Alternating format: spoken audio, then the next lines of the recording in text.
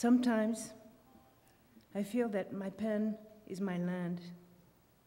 When I write, I try to write from my heart, and I feel that the words that come out of me don't only represent my feelings, but also the feelings of other people and their hearts as well.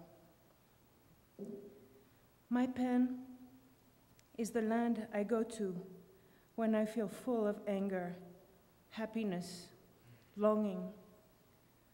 I let the pen slow down on the sheet to leave behind the imprint of my feelings, but it doesn't mean that I don't need a physical land where I can feel safe. Safe to feel the warmth of the soil and the depth of the sun embrace me when I cry. And because of the occupation, I wish to have a wide land and clean authority and a beautiful nation with ease of movement and freedom. To my mind, it could only happen through the younger generation, our generation. Every evening, I need some quiet time by myself to think about what I need in order to just dream. But I fear that many hopes in my life are impossible to come true. So I try to reach my hopes in my dreams.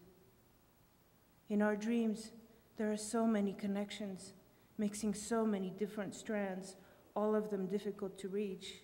Sometimes I can't even understand my dream, and most of the time, I can't remember it. Do you know how hard it is for me to be without memory? Is it not hard enough to have no memory of your past and your ancestry, let alone to have no memory of your dreams, to forget the dream that you dream even when it is real? Human beings often wish impossible wishes. In my life, there are such simple things that I really need, not just for myself, but to make others happy. Still, my land lives in the shade of impossible things, things I can't reach, even in my dreams. When you want to think about this, slow your heart for a moment and try to listen to your heartbeats, and then translate those beats into words.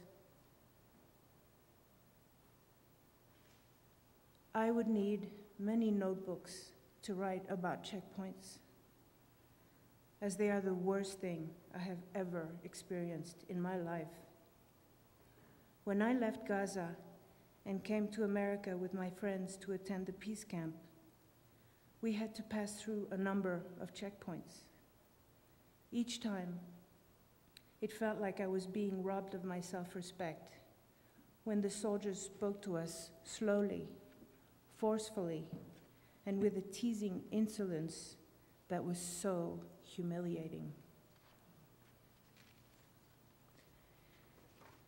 They asked us to take some of our clothes off, and it felt like someone drained my soul.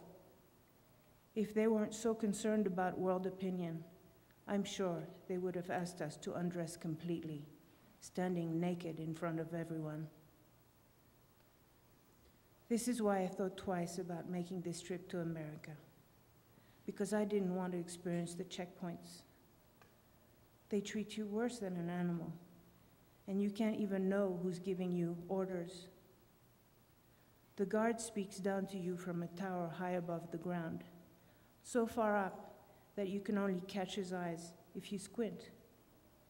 For me, it is the worst feeling in the world to have to encounter such difficulties and endure such humiliation just to leave Gaza and wait for hours on end to pass through the checkpoint.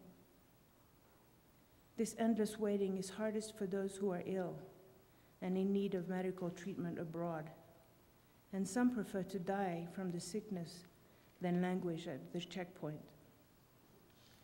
As for me, I choose not to study in universities outside of Gaza in order not to have to pass through the checkpoints again. It is a humiliation no one would wish to experience. I hope that one day my land will be free so I could live in it in peace and without checkpoints.